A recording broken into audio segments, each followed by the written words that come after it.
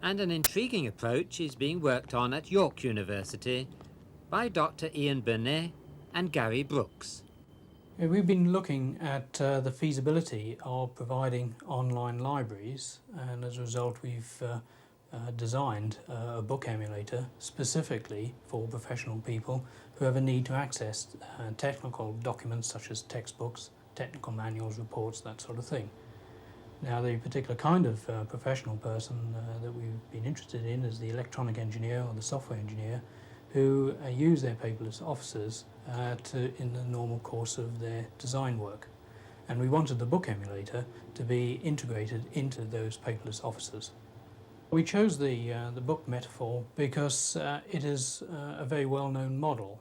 For example, in a book, we know that the content section will be at the front of the book, and we know that the index will be somewhere near the back, and we know that chapter 3 follows on from chapter 2.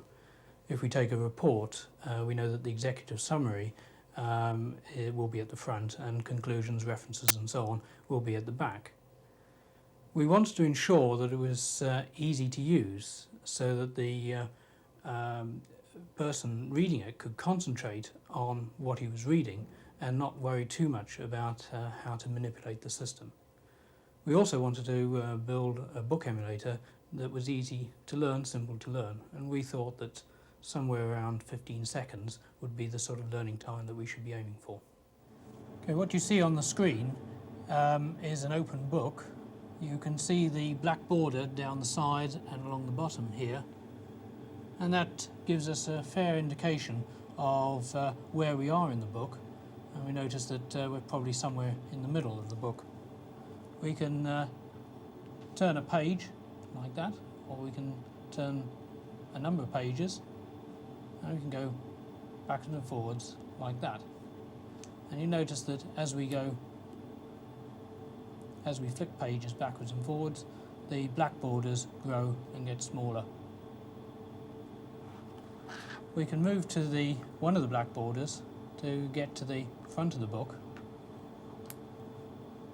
and look at the content section. And let us suppose we want to have a look at this particular section here on page 59. So we can now move to the black border on the right hand side and just flick through until we get to page 59.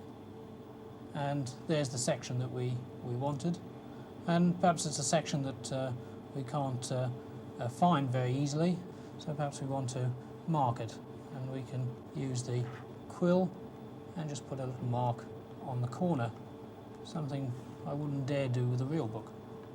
And now if I keep scrolling, we notice that the annotation is still there.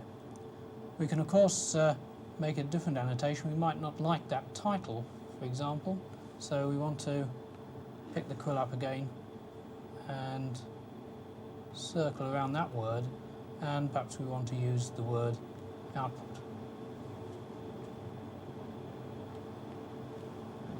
like that.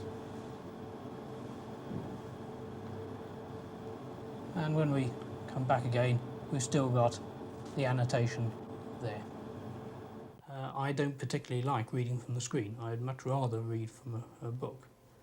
And if you were to ask me the question, do I look forward to the time when I can't buy a real paper book, then the answer is no, I most certainly don't look forward to that day.